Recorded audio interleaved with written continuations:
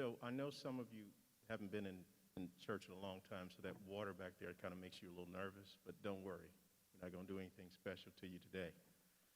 So Mr. Pennycuff is here, and we want to make sure that people understand we were able to run the last campaign, and I don't think we put out enough information to do it legitimately. In order to run an effective campaign, I think we need between $15,000 and $20,000, okay? We ran the last one with 7, not good enough.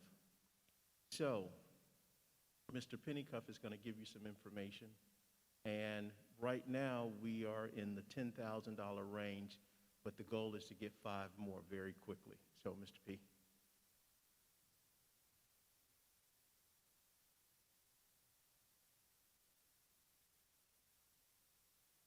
Wave your hand in the back if you can hear me. Oh, good. I see lots of hands. Thank you. Thank you so much. You've just heard the numbers, the sad news of the numbers. It is not that we have to raise 15 or 20,000. It's that we virtually never pass unless we raise and spend that amount of money. So, sitting at 10,000, I got 3 donations. We got 3 donations this week. One was for $50, one was for $100, and one was for $200. One of those was from a business, 2 of those are from staff members. So here we are toward the end of February, and we're not really close to what it takes to win. Let me switch gears. I don't know if the superintendent realizes what I'm about to do, but here goes. There are 2 things required to pass a levy.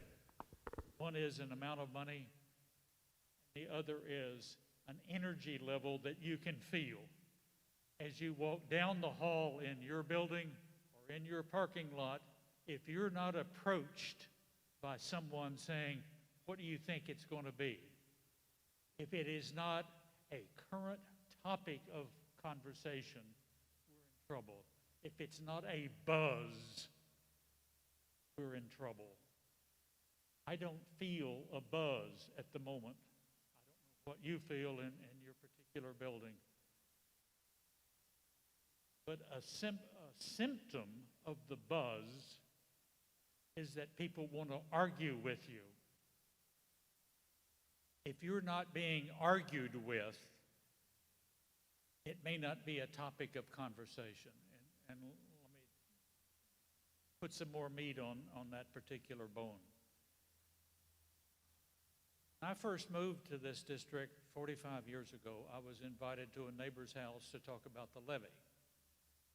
There was a levy on that pulled me in, and I began working on it, but I didn't believe it at the first. What do you mean the state doesn't fund it correctly? I went home thinking I had been lied to because pattern that funds schools in the state of Ohio doesn't make sense, but it's the only system we've got.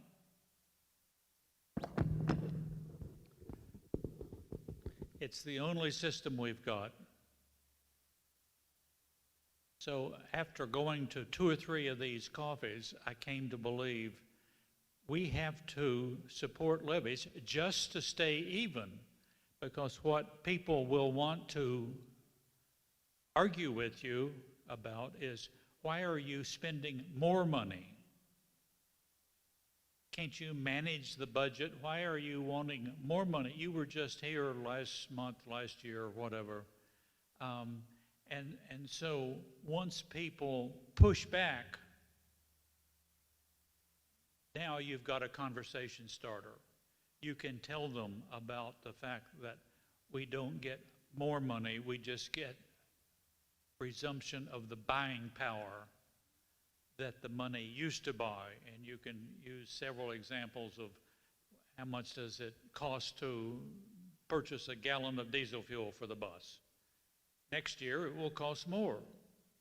Next year, it will cost even more. So what we are really doing when we go to the voters is trying to get our buying power back to what it used to be. And what I use as a symptom of I've reached them is that they want to fuss at me for raising too much money. Now we can talk about what the real funding mechanism is. So why am I bringing this up? Some of you are comfortable making a donation. Some of you, for whatever reason, may not be comfortable making a donation. But find a way to approach people that you know, meaning parents. Approach parents of students in your area of responsibility and keep after it until they begin to say, don't bug me about that. Well, now that you've bugged them about that, you have their attention. Now you can describe what the funding mechanism is. Why, by voting yes, all they are doing is resuming the power, the buying power that they had last year or 2 years ago. It's not for the most part, not for more money unless it's something special like building new buildings or restoring buses or something like that. But basically, the only thing levies do is try to restore the buying power that the school had last month, last year, fill in the date. You're trying to resume the buying power for their students. I will take questions.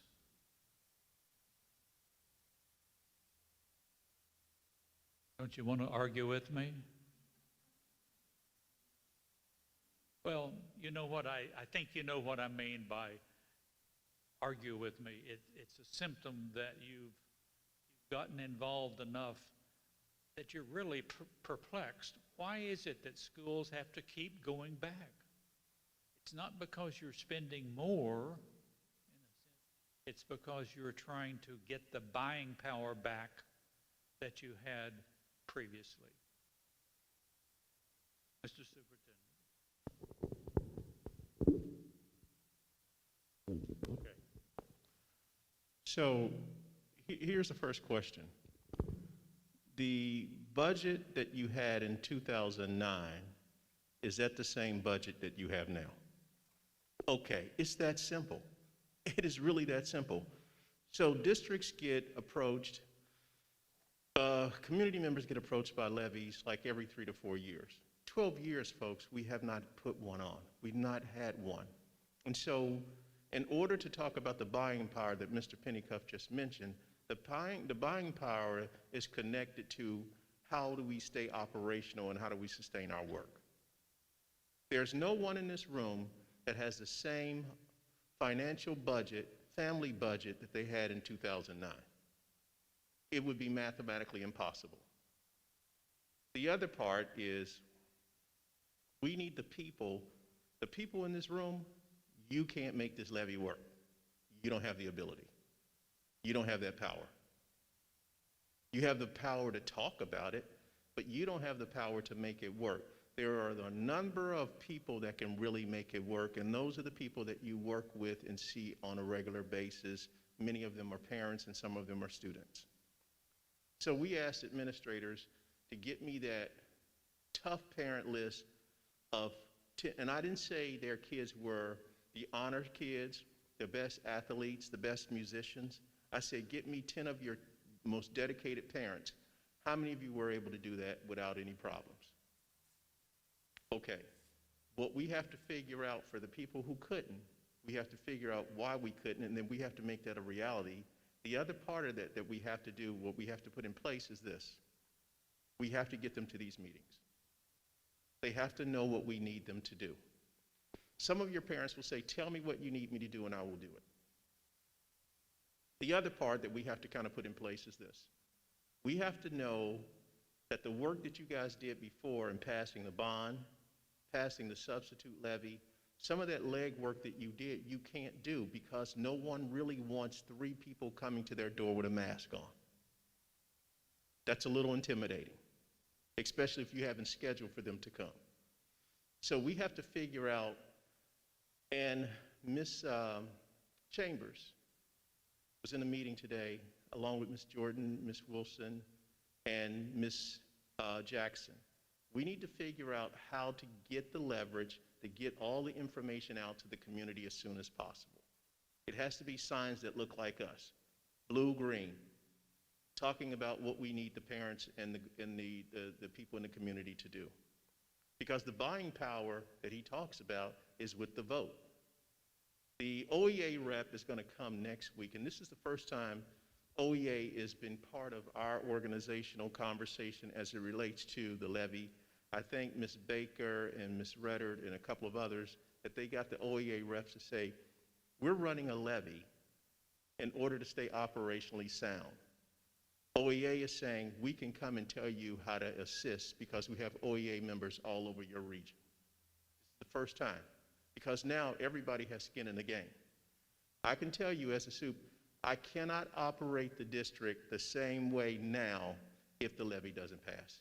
It's impossible. Because if I'm able to, that tells our constituents that we never needed the money anyway.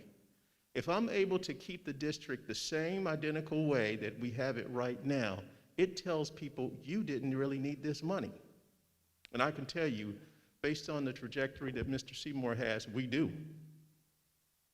So, to the principals in the room, was it difficult getting your 10 people? And do they know what they're signing up for? Because I think they need to know that they are going to be part of what we call the commitment group that tell us where to put signs, who to organize it with, who's part of our conversation, and who's on our team. And you guys know me well. I don't mind opposition. I don't. That means somebody's talking about it. Because you can change the opposition. What you can't change is the silence. When people go silent on you, you can't change that because you don't know what they're saying. Opposition is always an opportunity. So there's been some information circulated, and I just want to bring it to light of where we stand with it, just to confirm that some of the information that's out there is not accurate. For instance, I have to take my mask off on this one because I want you to hear me. Thank you. First one. All of the kids that come from open enrollment have criminal backgrounds. Not possible. Not possible. So, Mr. Denny, can I pick on you for a second? How many years did Jordan do in prison? Only 5. Okay. The other myth is the students that are coming from other countries, all of those people are renters. None of them own property. Not true. Let's get rid of all the older teachers and bring younger teachers. Well, all the training that we've had with New Tech, that would be a disaster, wouldn't it, Principal Martin? Okay, we need young and seasoned. We don't call them old. We need young and seasoned to make it work. Okay? So some of these conversations have been out there for a while, and so what our method is to not necessarily debate each one of those things, but to talk about what's the fact. What are the facts? The facts are one of the reasons we still have open enrollment, and I applaud the district that chose open enrollment before I became the superintendent. I applaud them because they were thinking outside the box.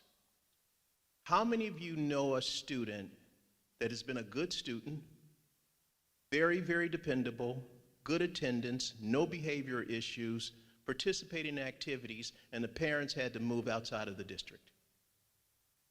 Guess what? Open enrollment keeps them part of our process. If we say we have this unique opportunity called project-based learning, then we need to make sure kids can afford to get and be part of it. It should not be because I moved that I have to go to another school. So, no, we don't provide transportation for you, but we still keep a seat open. How many of you think that's fair? That's what open enrollment does. And when we talk about knocking people out of seats, no one's getting knocked out of a seat. We're just creating opportunities for people who want to come to us. All right? Now, some of our students choose to go other places. It's the same opportunity for them. It's a give and take. So right now, we're very attractive. We're talking about doing something that no other district is doing right now. We're opening a new campus in the middle of a pandemic. That's unheard of. And we're talking about opening the school back with integrity in the first week of March 8th to give all kids an opportunity before they transition for spring break. Everybody in this room knows that last March was devastating to our community. It's going to cost more money to bring us back up to speed.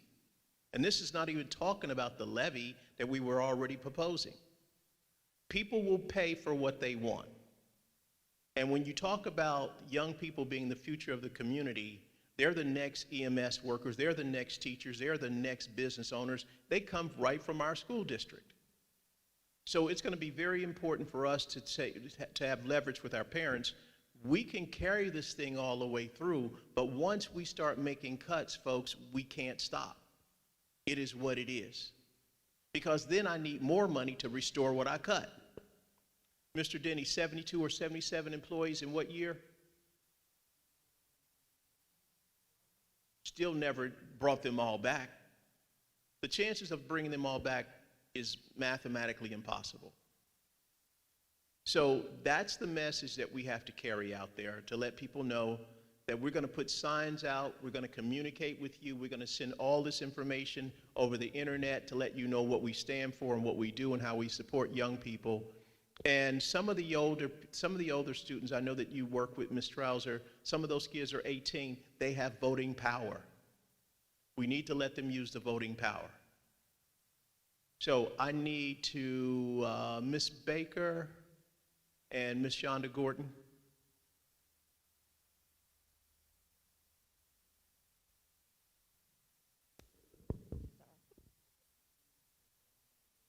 Thank you.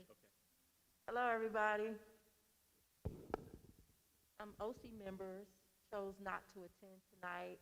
A lot of them voiced their opinion about they wanted to wait till they received the second vaccine. I said, okay, fine. But all of you all know that we do show up and we will be showing out. Thanks. Wednesday.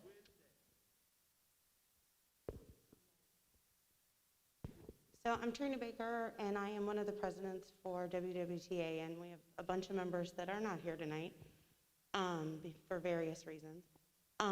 But we are very supportive of the levy. We have included OEA to help us.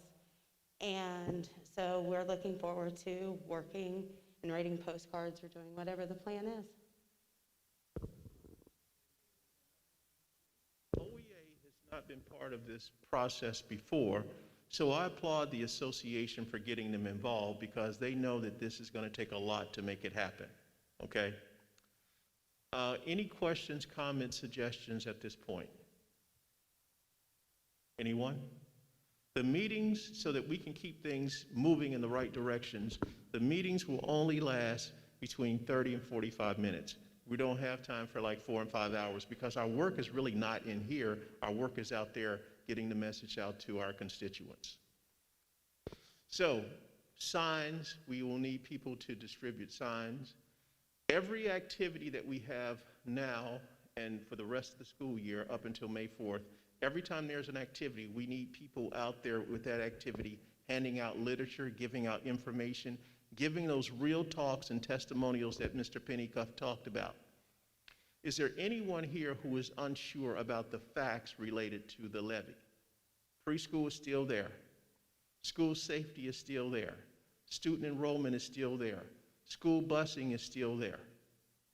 Those are very important things. And when we look at how we're going to have to run robust summer schools for many, many years to come to catch our students up from the March disaster, we need funding to make that happen. Everybody that's in this room, and including everybody that's in your school, I need everybody here. I need everybody on deck for next year to make the district the way we want it to be.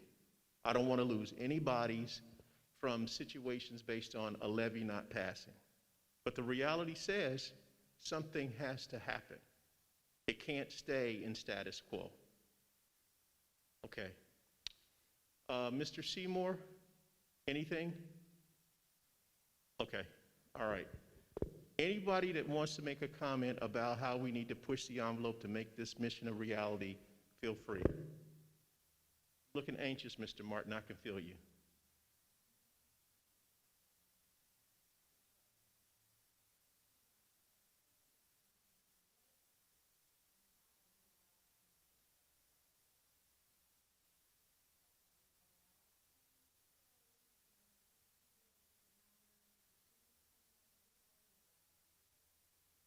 Listen, at this point, do whatever you can do. And if someone calls and said they broke the rule, that's a chance for me to have some engagement. That's how I see it. They say, Superintendent, you know they talked about the levy? I'm like, oh, what did they say? Then we have a conversation. Because the opposition gets to talk about it whenever they want to, right? So we get a chance to talk about it whenever we need to. There are rules of engagement, but we have been very, very good about how to engage the public in conversations that make it make sense for us. Okay. Ms. Wilson?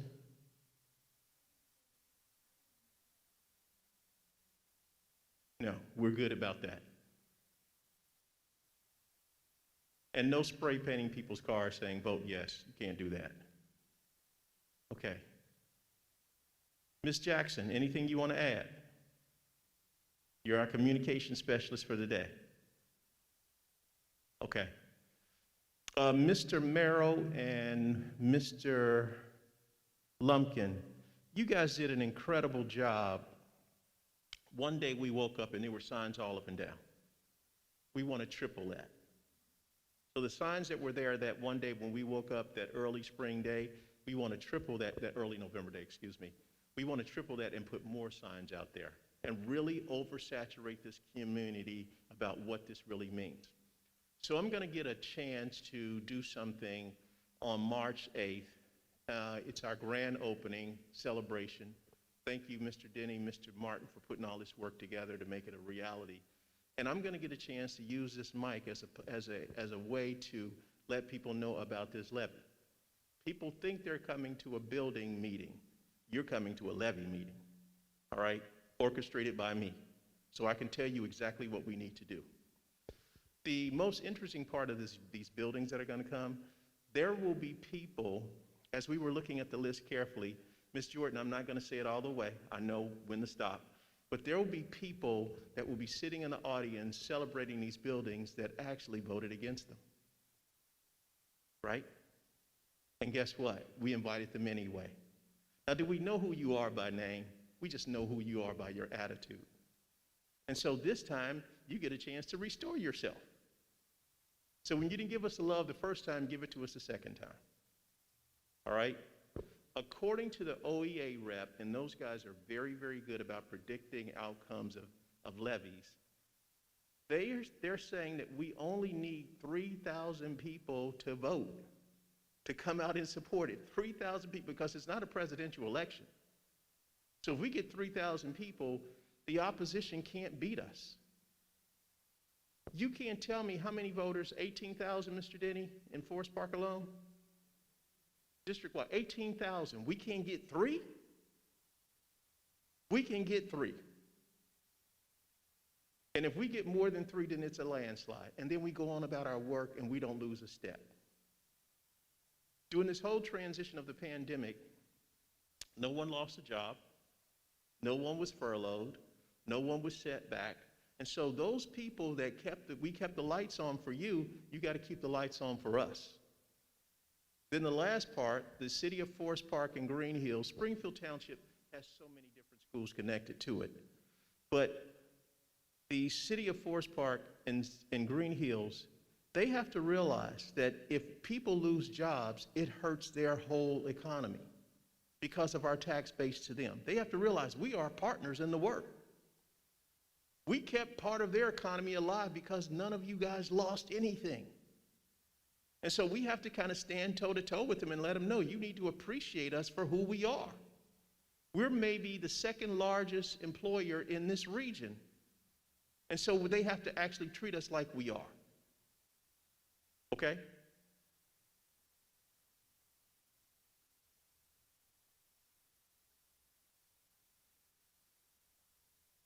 Yes.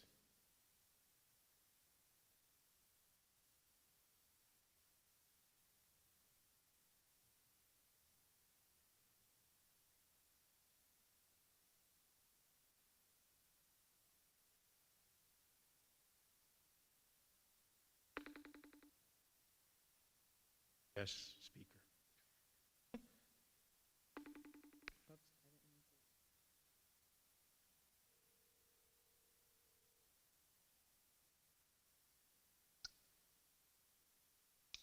Hello? Michelle? Is this Michelle Obama? No, it is not. I only wish. Okay. So, Ms. Jordan, take the mic so that you can kind of hear us. So I don't distract. Okay, so Mrs. Denny is going to explain the cards that have been distributed, as well as the Hi, website. Great. Can everyone hear me? Wonderful. So hello, everyone. I miss you a whole bunch and wish I could be there with you. But we wanted to make sure that everyone stayed in communication and had all the latest updates. So we created a Google site with all the information that we're going to need for the campaign. And I think everyone should have a postcard by now, and you'll be able to see what the site is. We have a QR code on the back to take you to the site. And also, you have the ability on your phone, if you have your latest update, like iOS update, you should be able to mark this website, and it comes up as an icon. And it shows you how on the back of the postcard to do that. When there's communication out, instead of us making sure that we have everyone's email and communicating with them, this is an even better way of we're going to update the website, make sure that that is completely up to date for all our staff members, and then that way we can all stay in clear communication. If you'll notice, I just want to cover a couple things on the website. We have the why on our website, which basically gives the why of the operating levy, donations, what to make your check out to. We also have meeting updates. So if we have a meeting change or the next meeting update will be on here. Any events that we have scheduled, such as our honkin' waves or events where we're passing out literature, that will be on that webpage. We also have information about Facebook. That's our main social media resource, since parents, that's where they live, is mainly on Facebook. So we want to make sure that as the levy gets closer, we'll be communicating a lot more through our Facebook webpage. So please, please, please like the Facebook webpage. It is called Winton Woods City Schools Operational Levy. Please like it and share anything we post if you're comfortable. And then we have marketing and contact information. So I hope this is going to be more helpful for everyone to stay in contact with us and communication. And then Rhonda Hobbs, I believe I talked to her about it. If anybody's having difficulty with downloading and making this website an icon on your phone, I think she should be able to help you.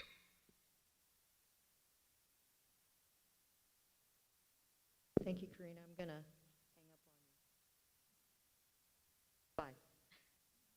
And if you don't work in any of the schools and you're here and did not get a postcard, you can see me after this meeting. I'll be happy to get you one. Some of the department heads have already gotten cards for their staff, but I have cards, so thanks. Okay. Last part. If you have parents or people in the community that are debating about supporting the levy, and they say to you, Principal Plummer, I want to talk to someone about it in more detail, but I can't make the Thursday evening. If you set that meeting up, I will come wherever they are. Wherever they are, I will come to their meetings. I will come to their house. I will come to restaurants. I will come to anything so they can hear the facts about what we're trying to do. When people hear the facts, then they may change their mind. One of the things that we realize is COVID has changed a lot about how people do business. And we want to be able to make sure that our business is consistent, because we're talking about the future of the community that's right here in our schools, and we want to make sure that we do it right. So if you guys are running to anybody, Mr. Merrill from the athletic program, if they're saying, we want to really know, but we can't do it based on the hours, it does not matter. I will come to them, and we can set those meetings up anywhere that you feel. Okay? All right? Anything else? All right.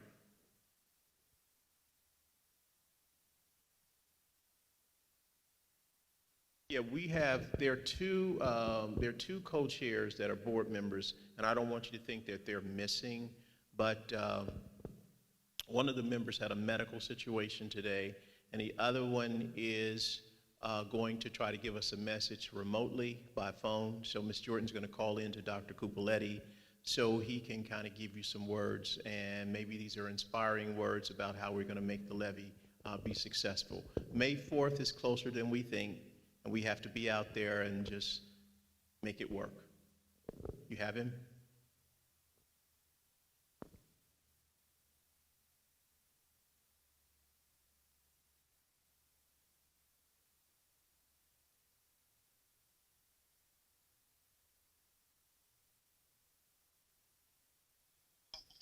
Dr. Cupoletti, this is the superintendent. I'm going to put you on a speaker so that you can give some inspirational words to the team of people here that are supporting the levy. So are you ready? You will be on speaker in 1 second. Hello, everyone. Thank you for coming. I'm sorry I am not there in person. I don't know how many people are there, but I assume there's quite a few. I'm looking at the Winton Woods operating levy now. It says that we will have the election on May 4th to promote academics, fine arts, and athletics, and to expand the 5-star rated preschool village, to improve school safety and increase enrollment. This is the same levy that we put on the ballot in May of 2020 and November 2020. In both cases, the vote was something like 43% in favor. We have an opportunity to improve that this year because you are all involved. I think that there will be a smaller turnout for this primary election. I think all of us should be sure that we are registered to vote and to request a ballot if you're going to vote by absentee ballot. I've done that myself. It is very easy. It took only a few minutes to go to the Board of Elections site and request an absentee mail-in ballot. If you and your family and friends turn out, we can have a better outcome for the election on May 4th. So I would encourage all of you to make sure that you get your ballots and vote in the election, and encourage your friends and family to do the same. The other thing that we can all do to improve our chances is to contribute to SEPSI. I have contributed, and the money can be well used for getting our message out. So I encourage everyone to contribute if you can. In the end, if we pass the ballot or the levy, it will benefit us, all of our children, and the community for the next few years. You may hear that things are tough now, but we all know that. We haven't asked for money for over 10 years, and we're going to need it to keep the books balanced and to keep our programs afloat and expanding and improving. So if someone asks you why we have to do it now, I think you should ask them, if not now, when? So that's all about I have to say. I'm really glad that you're there and working hard on this. I'm doing what I can. Thank you. All right, thank you. All right, so he has a good message. If not now, when? So the when has to be now. So thank you, guys. We will meet next week here, and I'm not sure. I know the bishop was invited to the grand opening on May 8th. He will also be invited to the grand opening of the K-6 school.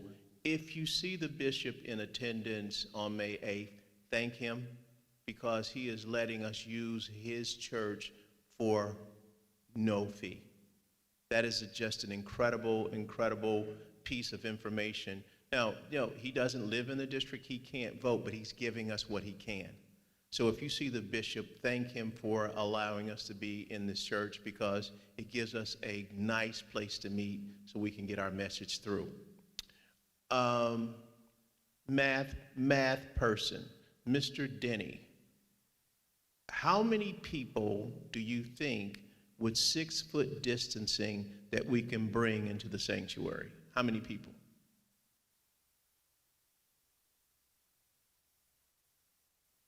Okay, good number.